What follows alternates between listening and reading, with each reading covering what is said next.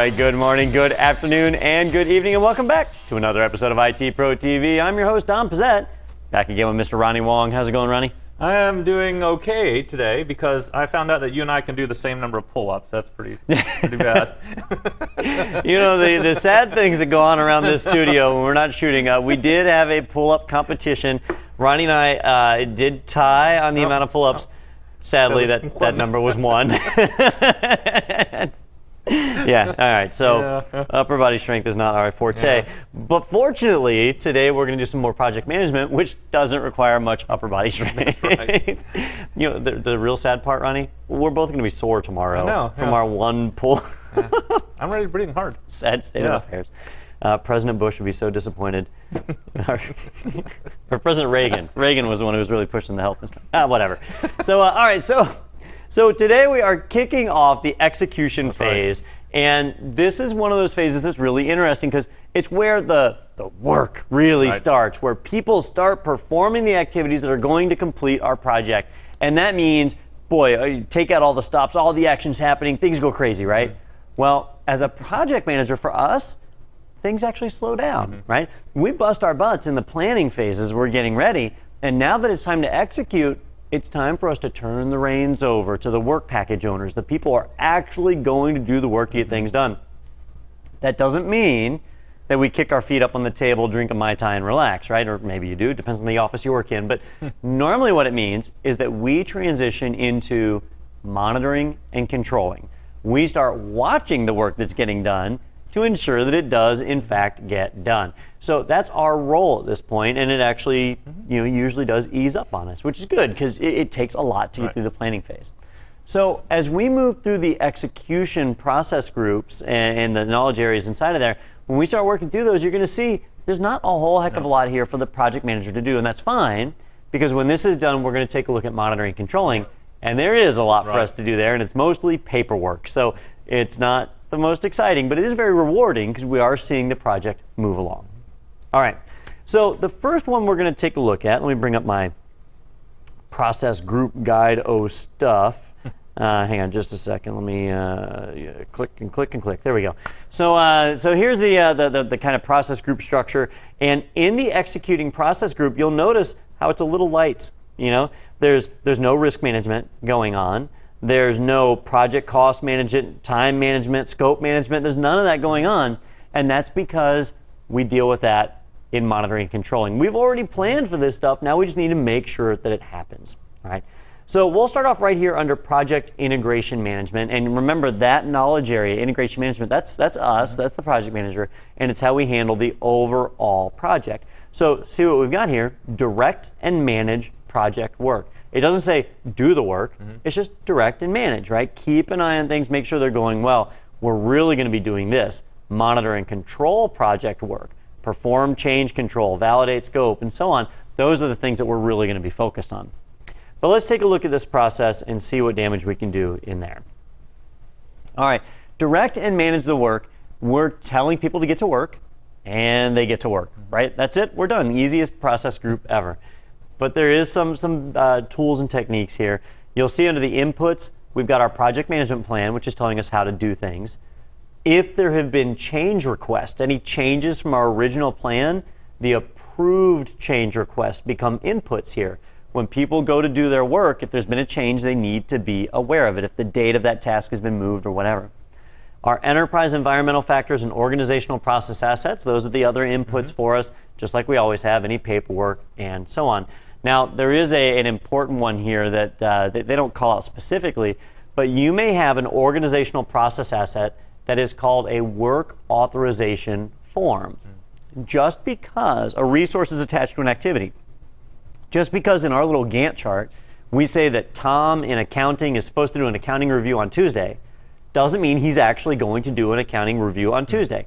We may need to fill out a work authorization form that says, Tom is authorized to work for 8 hours on Tuesday to do this for our project in black and white, no uncertain terms, that we give to his functional manager. And then his functional manager, she can look at it and say, okay, yep, Tom, you're authorized to work on it, off you go, right? So that's an important thing, and that would be an organizational process asset, that form. Now, filling it out and applying it, that's what we do, right? Or We may have subordinates that we delegate that to. All right, so we may have expert judgment here, just whatever our own instincts tell us, what our experiences over the years have built up to include. We will most likely have project management information systems. We'll have software that we use for managing all of this. How do I know what work needs to get done on Thursday? If I have a work authorization system, I probably have software that powers that, scheduling software or whatever. So we need to leverage those systems that our organization has. And then meetings. When you're ready to kick off work, you almost always start with a meeting. If you ever get to a construction site at the beginning of the day, those guys don't just walk up to the building and then start breaking out their hammer and nails. They usually stop and have a meeting, they lay out what they're going to work on that day, and then they get to work. And so that's a pivotal tool of starting that work. All right, now our output here is normally going to be The work. Work, yeah. But it's hard to quantify and qualify work, and so we represent it different ways. We'll see deliverables. In other words, what they did. Did they actually finish the work they set out to do? If they said they were going to put the roof up, is there a roof on the house, right? Work performance data. Most of our activities don't finish in one day. So at the end of a day, if I got half the roof up, do I have a deliverable? No. Deliverables are either done or they're not. There's no in between. So I don't have a deliverable. But that doesn't mean nothing happened. I may just have performance data. Hey, it's the end of day one. We're 20% done. It looks like we got 4 more days of work. All right? The reason we need that performance data is because we can then compare it to our schedule and we can see whether we're going to be on track or not. If at the end of day one, they're 20% done, but it's a 3-day activity, then I'm behind schedule. I should be 33% done on day one, right? So I can see that and I can start to take action. That performance data, we're going to see that in the form of status reports, which we'll look at more in the next phase. But those status reports are how we're going to know whether things are going right or wrong, right? If things are going wrong, we got to fix them. And how do we fix them? We fix them with change requests. Yep. We keep seeing change requests keep popping up. I want to talk about change tickets when we get to monitoring and controlling, because that's how we control our project. So I don't want to dive too deep into them here, but if something's gone wrong, we need to update our project to correct for that, and we fill out a change request to try and get it approved. We may not be the only ones originating those, though. Somebody out in the field might say, wow, we had these estimates, they're wrong. Here's what's actually going on. I need to fill out a change ticket. So we need to evaluate them and act upon them. After that, we may see project management plan updates if we need to change the plan, if you've had anything come up, and then project document updates as you update your stakeholder registers, all the other data that may need to get updated as a result of that change request. If the change request is approved and it changes the schedule or the budget, we got a lot of documentation we've got to go and update to reflect that. So this is all a part of directing and managing work. It's a lot, it's a decent bit of stuff that's going on there. But for the most part, it is common sense. So just be aware of some of the variations of that data, all right? I mentioned change requests, right? There's several different types of change requests. We have corrective, and that's the most common. We have a problem, we need to do something to fix it, here it is, a corrective, right? We might have a preventative, right? We see a problem might be coming down the road, and so we take action now, right? It's a 5-day activity. Day one is done, they're only 10% of the way through, all right?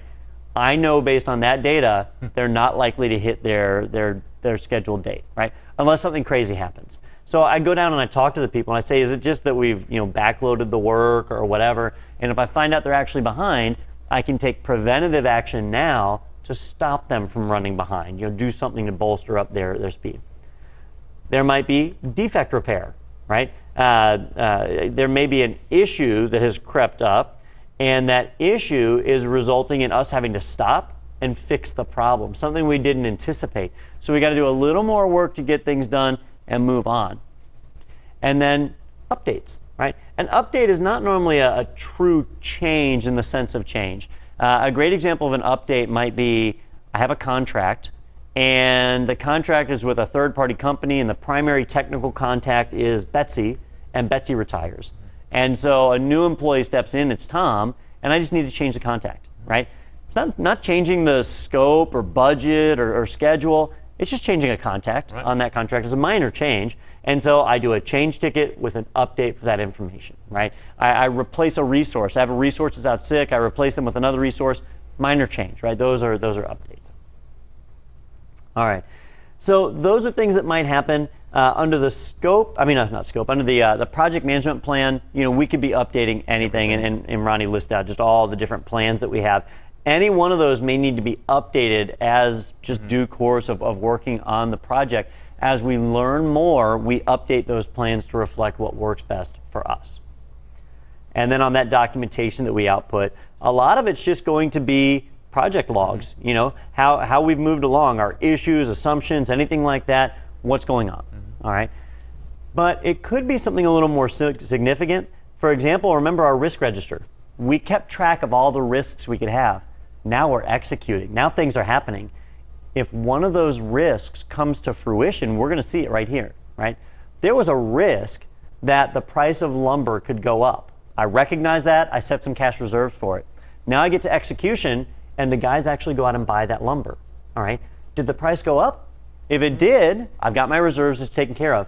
If it didn't, great. We bought the lumber. It came in at a low price. The risk is now gone. We bought our lumber. That risk is no longer present. So we go to our risk register and we update it. We put in there, nope, lumber came in at cost. No craziness here. This risk is resolved, right? We change that status to resolved, and it's no longer one we have to monitor. So that's a nice thing that we now can do because we're in the execution phase. We're actually getting things done. We start marking these things off the list. All right, so we're going to be getting a lot of information back from our people as they're doing work out in the field. We'll get status updates. We'll talk about those more in monitoring and controlling, but we'll also get change requests. Again, we'll talk about those more in monitoring and controlling. But that's basically all that's going on right here in the direct and manage project work. The key element here is you're telling people get to work, and they're getting to work. Right. That's it. That's what happens in this process. All right. The next one we want to take a look at is the perform quality assurance. Remember I mentioned quality in the last, actually it was a couple episodes ago. Yeah. We have quality assurance and quality control. And notice my two processes here. Perform quality assurance in execution, and then control quality in monitoring and controlling. They're both really happening at the same time. The key difference, if you've forgotten, is quality assurance is trying to prevent a problem before it occurs. Doing things, taking measures to ensure the problems don't happen in the first place. The people who are executing, the people who are actually doing the work, they're the ones that do that. They're the ones who implement the measures ahead of time to ensure their work is as perfect as possible. All right? Quality control is monitoring the work that's already been done to ensure it meets quality. And if it doesn't, red flagging it and taking action to correct it. And that's what we, as project managers or our inspectors that we bring in, that's what they do. We monitor and then we take action if quality is not met, right? You don't normally pick one or the other. You normally do both in moderation, right? A fairly even distribution. So you're doing quality assurance and quality control, and between the two, you should ensure that you catch all defects. All right, so let's take a look at that process right there, quality assurance. All right, when we look at quality assurance, we take our quality management plan because it lays out how we're going to be doing Q&A, right? We take any process improvement plan that we have, and we haven't really, did we dive into process improvement Not yet? much, yeah. Okay, we're going to see process improvement. Actually, hang on, let me make sure. Do we see that somewhere else, or should we go into it right now? I don't want to get it out of order. We really don't, do we? No.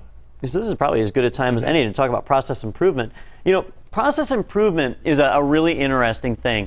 It starts to get out of the scope of project management because most companies, especially like manufacturing companies, they're going to be doing process improvement all the time. They do what's called CPI, Continual Process Improvement.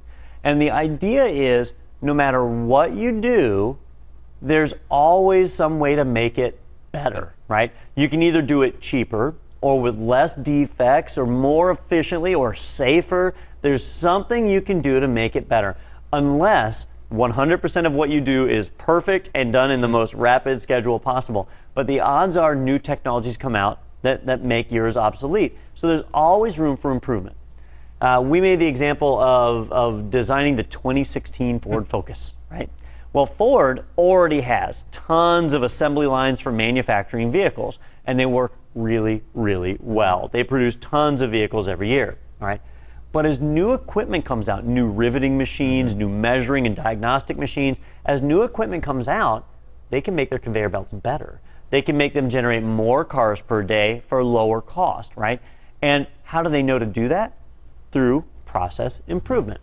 So our company may have a process improvement plan where we designate out what we're going to do to make things better, and we constantly monitor that. That may be within a project. It may just be part of ongoing activities. That's why I say this one kind of gets outside of the realm of project management, but it is important.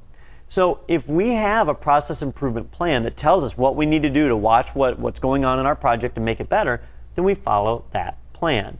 If we don't, well, we do it as part of our quality management and control on our own. We monitor what's going on and see what we can do to make things better, even if we don't have a process improvement plan. All right. Now, there's an entire science built around process improvement. And if any of you have read a book on like Six Sigma, that's probably one of the biggest ones. But there's other ones, OPM3, what are some of the others? There's a few that have crazy names. Six Sigma is the biggest. Right. OPM3 is from PMI, the same people that do PMP. So that's another one that's gaining in popularity. But there are a few like special, let's see, do we have them here? Special people that we need to be aware of when it comes to process improvement. It comes later on in our controlling and monitoring. So I have jumped ahead. I think so. Thought it was later. But you know what? I've started talking about it, so dadgummit, I'm going to find it. Deming. Yeah, let me hunt down Deming. Oh, I guess I have to spell their name right. Here we go. All right, so when we talk about process improvement, how do we do that? How do we make our processes better? And the PMI calls out several different methods, and so we'll see it right here, some of the ones that are listed. So PMI specifically calls out a handful in the PMBOK, and you know, it all focuses on where we get this data to make our processes better. When I think of process improvement, I go straight to the idea of continuous improvement, and that's what I was talking about a moment ago. But let's run through each of these because, for example, we've got customer satisfaction. If we're manufacturing blue jeans or the 2016 Ford Focus or whatever, and we see a high amount of warranty returns, if we see a lot of returns on the blue jeans and defects, customers are not going to be happy. And so we're going to hear about that. And that'll be our first indicator that there's a problem that we need to fix, to step in and improve upon. So that's one area where we may find out and then take steps to correct. Yeah. Right? Another area here is the idea of the prevention over an inspection too, right? So this actually gives us that time to sit and go, look, we don't want to actually wait until we're under the quality control to figure things out. We want to go ahead and be proactive about this and prevent anything that we see at that point before we actually get in that part where we actually have to, again, do this control and send it all the way back for work. So here's another particular process that we can do to improve our quality as well. Yeah. And then that leads to continuous improvement, like what I've been talking about. You can always make things better. And there's a couple of big names that are out there, and you can find books on these. There's entire college courses on these. So like TQM, which is Total Quality Management, Six Sigma and Lean Six Sigma. Those are the big names that are out there. But you'll see some other people, Malcolm Baldrige. You know, where's Deming? Oh, there he is. Yep. Schuhard and modified by Deming, right? So the Plan, Do, Check, Act, right? That's what Deming's idea was. You plan, you come up with a plan for how to do something, and then you do it. And then you don't stop there. Then you check to see if there's anything we can do to improve, and you act. And when you're done, you start over again. Plan, do, check, act. You repeat over. It's a continual cycle. You're never done improving. Those names, they do turn up on the exam from time to time, so you do want to make sure that you're familiar with them, especially Deming and Six Sigma. Those are the ones that creep up. But OPM3, the Organizational Project Management Maturity Model, that's a mouthful, that's the one from PMI, very similar to the other ones, and so they promote it heavily. All right, a few of the other ones, we just have management responsibility. As a manager, it's your job to look out for the interest of the company, and so you want to do anything you can to improve. And then we've always got cost of quality, which we talked about in another episode.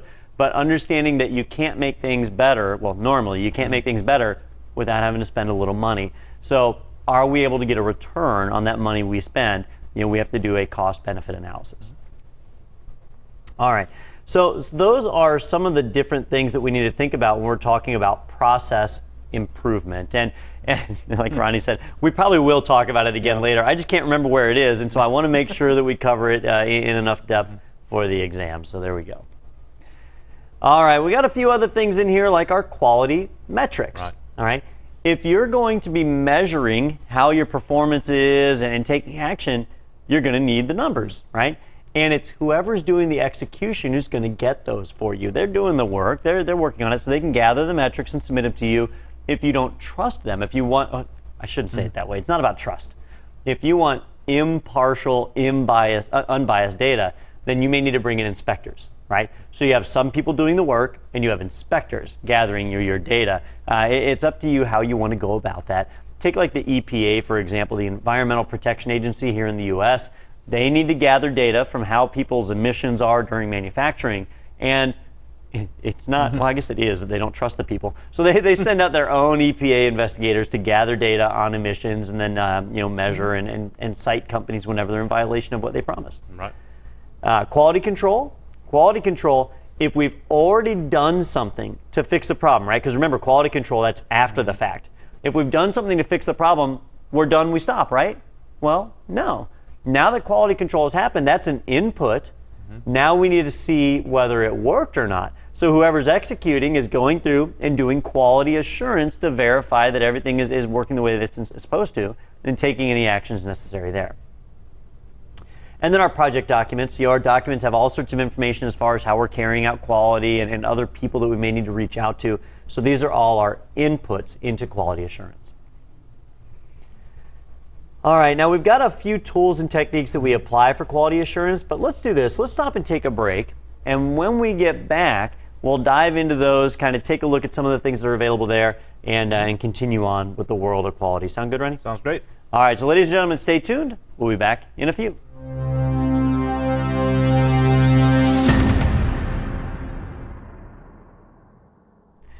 All right, welcome back, everybody.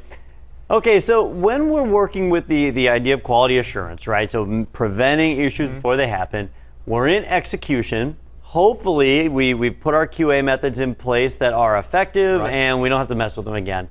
But how do we really know? We don't until execution happens and we see what's going on. Now, this is where PMI starts to blur the line a little bit. We're going to do a lot of quality control stuff in the monitoring and controlling phase. But somebody has to perform what's called a quality audit.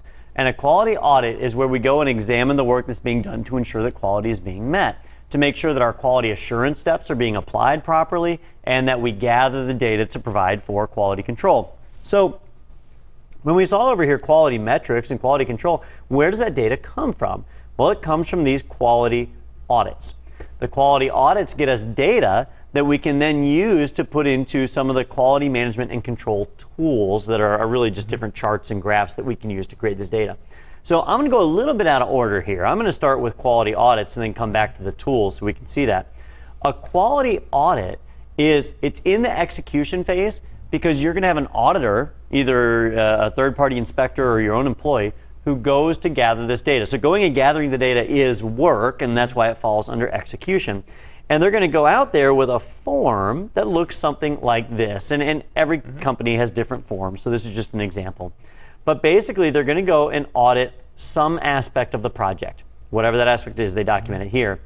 And then they're looking for areas where things are going great and areas where things are not going great. We want to know where things are wonderful because that's behavior we want to replicate. Did they find a new way to do things faster, right? I want to know that, right? Did they find a new way to do it better? If we can figure that out, we can use that again in other projects. But if they're falling behind, if there's areas for improvement, why? I need to find out why, okay?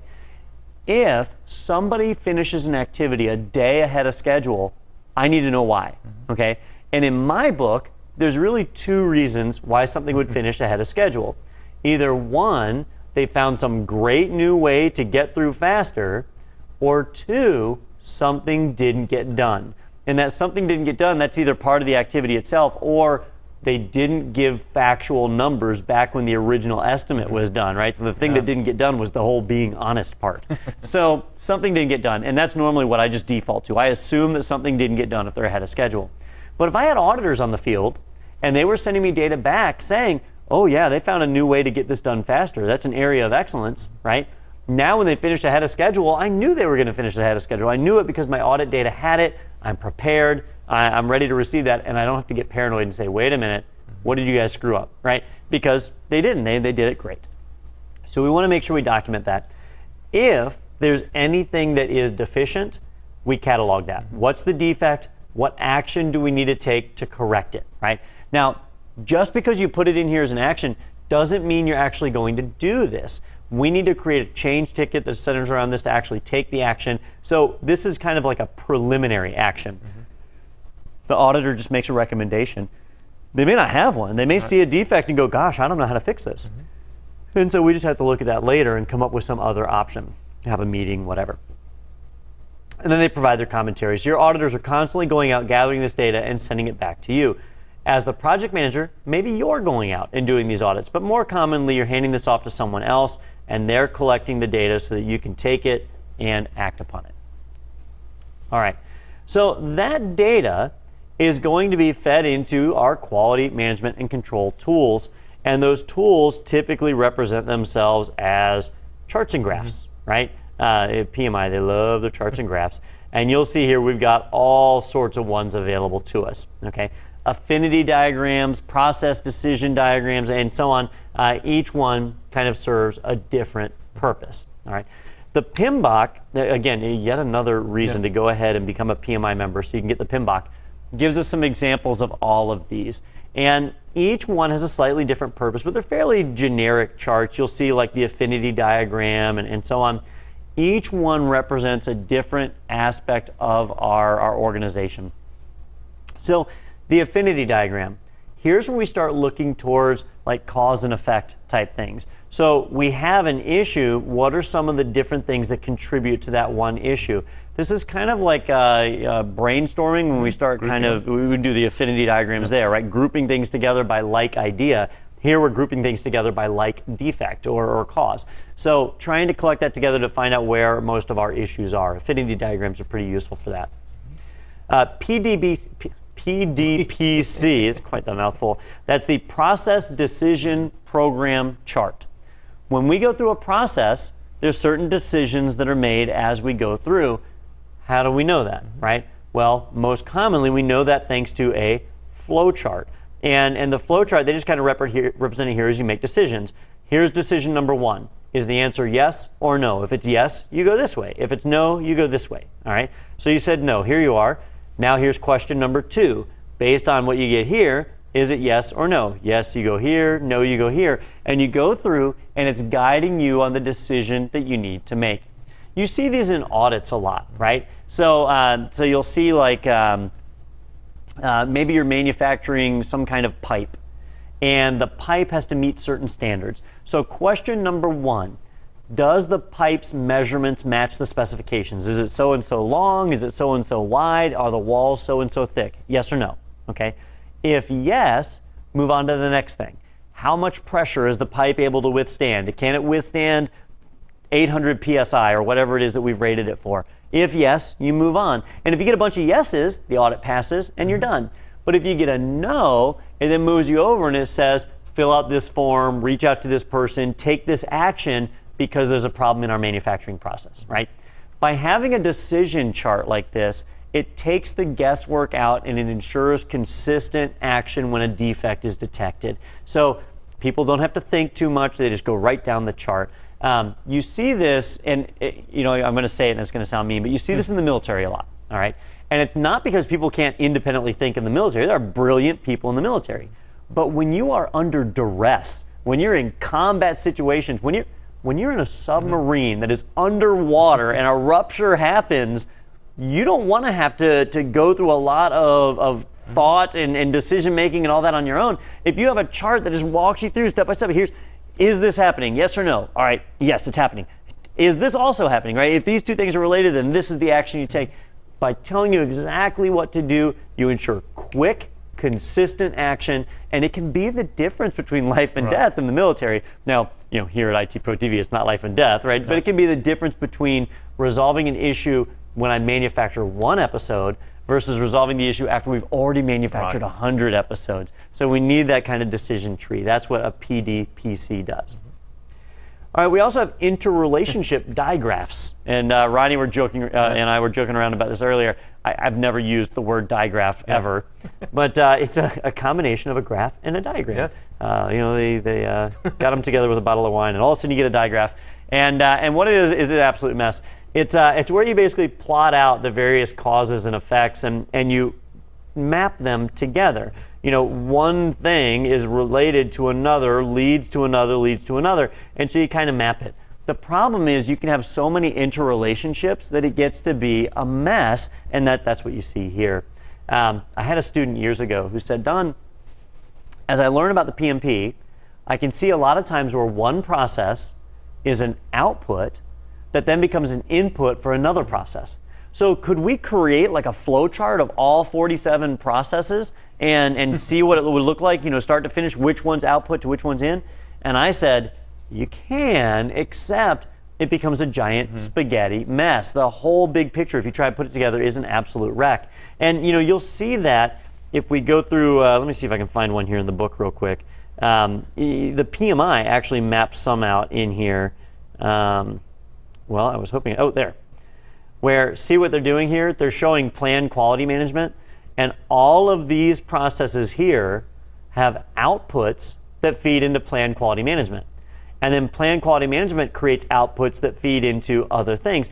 And so they've tried to map it here, but they just took a small portion. Because if they did the whole thing, well, there's 5 different processes feeding into this one, and each of these feed into other processes too. So it does become a giant arrow mess. And that's what we're seeing in that digraph, the interrelationship digraph, which I've now lost. Well, shoot. What page was that on, Ronnie? Did you see? I think it was further down. Well, dadgummit. You know what? We can probably just search for the word digraph, because I can't imagine that's used anywhere else in the book. Or I can lose my file altogether. There's that. But, oh, you know what? I searched in the wrong thing. There we go. All right, so that's what the digraph is trying to show, and you can see it right there. I mean, look at that. It looks like an absolute mess. Just everything is kind of thrown all over the place, and it can be useful just trying to chart it out, but a lot of times it gets messy fast. Yeah, even the PMP states that, hey, limit it to 50. Once you get beyond 50, this is just going to be a complete and total mess. So again, even PMP doesn't say don't try and do it for everything. Yeah. We also have tree diagrams. Tree diagrams are basically like the PDPC, right? These guys up here, just like that, except turned on its side. Yeah. So one thing leads to another, and it kind of branches out until you get to your final decision point. We've got prioritization matrices. All right. So as we branch out and we come to our various solutions, there might be more than one action to take. And so we prioritize them. So here's action number 1, action number 2, and they should be taken in this order until you resolve the problem. Action number 1 is the highest priority. It will likely resolve your problem. But if it doesn't, here's action number 2. So action number 1, reach out to the worker on the field, get them to fix it. All right. If that doesn't work, action number 2, go to the functional manager. If that doesn't work, action number 3, submit a change ticket, right? So you kind of go through this process of what to do based on prioritized entries. We also have our network diagrams. Now, we took a look at those back in the scheduling side of things, the project schedule network diagram, or PSND, and what it's just showing is how each of our various activities interrelate. These are useful for quality assurance because you may have quality entries built into here, but also knowing that if one activity has an issue, seeing the ones that follow it to see how they're going to be affected by that issue. And then good old-fashioned matrix diagrams, any kind of matrix, where you plot out your various rankings. On a scale of 1 to 10 or 1 to 6 or whatever, where does this activity rank? And you go through and you do your rankings. I usually use checklists, but these are effective too. It's up to you to choose which ones you want. So these are some of the different tools that we use when it comes to measuring quality and providing quality assurance, right? Doing things ahead of time. You just manufactured one pipe, go ahead and run it through these checks because you don't want to manufacture 1,000 more pipes and see that. A great example of this, I had a friend who he manufactured rifles. He built target rifles. And when you build a firearm, you know, if you think about how a rifle works, you put a cartridge into the chamber and a chemical explosion happens inside of that chamber, causing the bullet to go. So he's building a device that's designed to have an explosion inside of it. Any weakness in the metal could result in that thing blowing up. Yeah, and I mean, really, you could cause injury, death. It's a significant thing. So when he would manufacture a rifle, he had certain devices that he would attach to the barrel and to the chamber where he could measure the thickness and strength of the walls before he even fired that first shot. But then when he would take it to actually test it, he would fire 1 round and 1 round only and make sure that it went right. And then he would fire 2 rounds and 2 rounds only to make sure it could cycle. And so he had this process that he went through, and that was how he quality checked each of the rifles that he manufactured. It was a good system. It was time consuming, but it ensured that if there was a fault, he could detect it before the weapon was sold instead of detecting it afterwards. You see that with cars. You know, nobody ever buys a car with 0 miles on the odometer. There's usually at least 1 mile on there because they do tests and things at the factory before they roll out. That's all a part of quality assurance. And they just have charts like this, little steps they go through. And, you know, rev the car up to 60 miles per hour. Does the engine sound normal? Yes. All right, move on to the next one. Now, rev the car up to 80 miles per hour. Does the engine sound normal? Or if it's no, then it goes down to here and it says, you know, are you feeling a vibration? Do you hear a knocking noise? You know, the different things that you could have, and it branches out, and that's how they do the quality assurance. Another one they don't give us a diagram for, it's more of a list, is that you might have maintenance procedures, right? Let's say, you know, we manufacture blue jeans, right? Well, before we even manufacture that very first pair of blue jeans, we might have somebody go through and check the machines out, right? Is the machine free and clear? Have the materials been loaded in there? Has the machine been serviced on its regular schedule? We have a checklist of things to look out for before we even flip the power button to turn it on. You run through those checks, make sure everything works the way that you want, and then you fire it up. Again, all part of quality assurance. All right, and then we've got process analysis. Process analysis is where we say, okay, we've got a process, it works, it's doing what we need. Could we make it better, right? We need to analyze the process, look at how things are going, gather the data, right, what our auditors do, and then evaluate whether there's improvement. Sometimes there is improvement, but the cost of doing it outweighs the benefit of doing it, so we may stop, or we may look at it and say, yeah, there's some improvement, let's come up with a better way to do this, right? So that's something that's continual, ongoing, we're always paying attention to. When we perform quality assurance, we have a couple of outputs that come up, the most common one being a change request. If there's a problem, we need to resolve it, and we need to resolve it before it becomes a big disaster. So a change request is the number one way to do that. We are out of the planning phase now. We're in execution. So everything that we've got, our schedule, our budget, our requirements, all that is fixed now. So we want to live up to that. If there's a problem that might affect schedule, budget, or requirements, then we need to do something to fix it, and it might require a change. We might need more money to fix a problem, or we might need to draw from our reserves or whatever, and a change ticket is how we do that. All right. We may also have project management plan updates. If we make changes to those forms, right, the checklist or whatever, we find something that just wasn't on there before, so we decide to modify it, we need to go and update that. And so you'll see project document updates also, right? That kind of falls under it. And then lastly, this is kind of new, organizational process asset updates. I don't think we've seen that one yet. So when you're working with things like checklists, the odds are other projects could benefit from those checklists also. And so we make sure that we create those and we make a generic form of them so that other people can use them in their projects. Another one is we should be keeping what's called a lessons learned log. And we'll talk more about that in the closing phase, but it's basically anytime something doesn't go the way you planned it, you document why it happened and what you did to fix it. And other people can benefit from seeing that. That becomes an organizational process asset. Other people will benefit from learning from what happened to you. Not necessarily your mistakes, but just things that happened that were out of your control in the project. All right. And that, in a nutshell, is quality assurance. It doesn't sound crazy, but that's because it really isn't. As long as people are doing their checks, as things are running as they're expected, quality assurance is pretty cut and dry. All right, Ronnie, can you think of anything that we have left out on that one? I don't think so. Yeah. All right. Well, remember, we're going to continue to revisit quality assurance. Let me jump back to my big diagram here.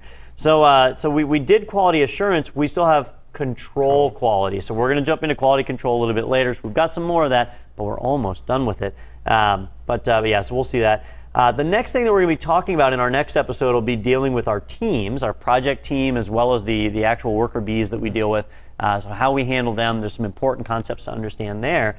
But there's not too much after that left for execution. We're about halfway through it. So we'll knock those out, and then we'll be ready to move to monitoring and controlling, where the real fun starts. So, all right. Well, let's wrap it up here. I do want to remind you guys, if you have any questions live during the show, you can go to itpro.tv/live.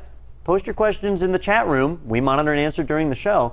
If you have questions after the show, use the Q&A link at the top of the screen. It'll take you into the Q&A forums. You can post your questions there. We monitor and answer. So, all right. Well, I hope you guys enjoyed the show. Signing off for IT Pro TV, I'm Don Pizzette. I'm Ronnie Wong. And we will see you next time.